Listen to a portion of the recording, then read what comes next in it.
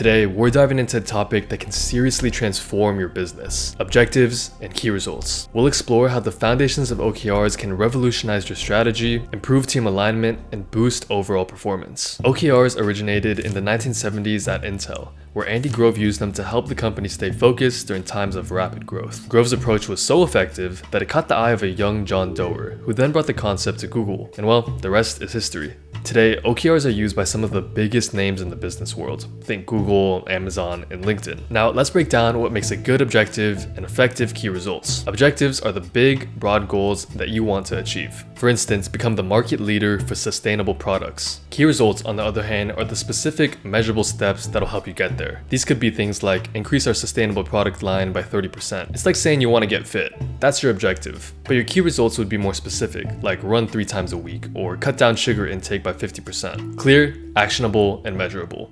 That's the key.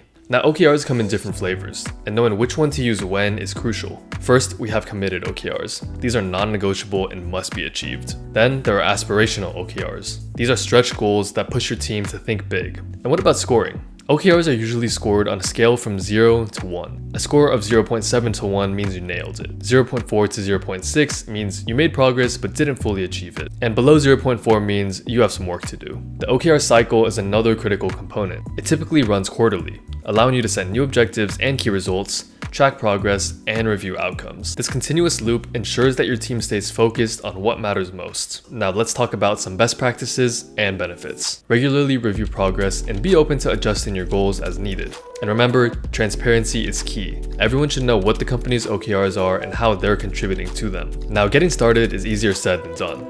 That's why we at Hyperdrive are hosting an OKR Foundations course on July 29th. This course goes way deeper into OKRs than I discussed today, and if you're serious about leveraging OKRs to transform your business, you don't want to miss this. And make sure to check out this video to learn some more about OKRs.